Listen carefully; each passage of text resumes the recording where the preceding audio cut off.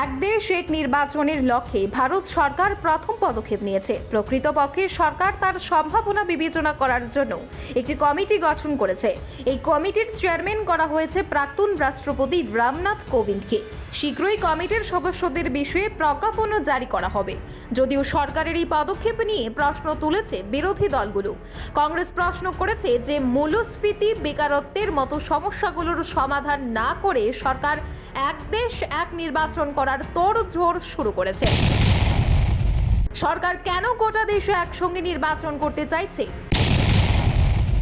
রাজনীতিকদের বক্তব্য, নির্বাচন পরিচালনার আর্থিক ব্যয়, ঘন ঘন প্রশাসনিক অস্থিতিশীলতা, নিরাপত্তা বাহিনী মোতায়েন অসুবিধা এবং রাজনৈতিক দলগুলোর আর্থিক ব্যয়ের পরিপ্রেক্ষিতে সরকার এক দেশ এক নির্বাচনের পরিকল্পনা বিবেচনা করছে।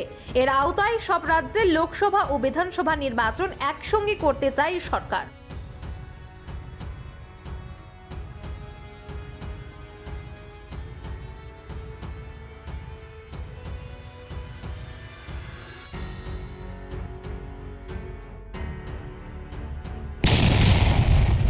দেশের সংসদীয় রাজনীতির ইতিহাস বলছে, এর আগে 1951-52 সালে লোকসভা এবং সমস্ত রাজ্যের বিধানসভার নির্বাচন একযোগে অনুষ্ঠিত হয়েছিল।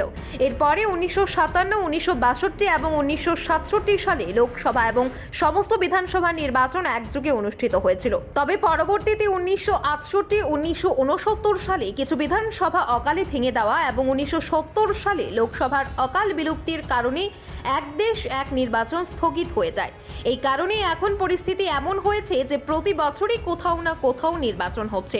এই পরিস্থিতিতে সরকার আবারও লোকসভা এবং সমস্ত রাজ্য বিধানসভা নির্বাচন একসঙ্গে করার সম্ভাবনার কথা ভাবছে।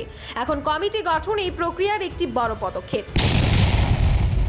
রাজনৈতিক বিশ্লেষকদের কথায় সরকারের পক্ষেও সিদ্ধান্ত নেওয়া সহজ নয়। এক দেশ এক নির্বাচনের সম্ভাবনা বিবেচনায় সরকার একটি কমিটি গঠন করেছে।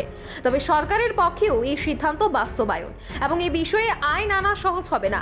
আসলে একযোগে নির্বাচন করতে হলে অনেক বিধানসভারই মেয়াদ কমে যাবে। তার যে প্রবল বিরোধিতা সেটা বলাই বাহুল্য। ক্ষতির মুখে পড়তে পারে আঞ্চলিক দলগুলো।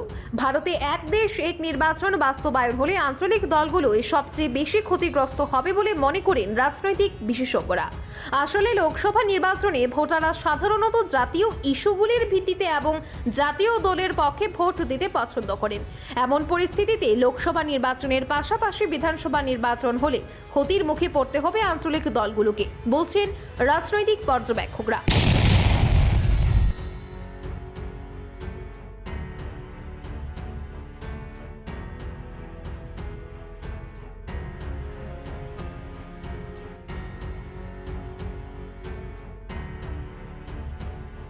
Bureau report, JM24 news.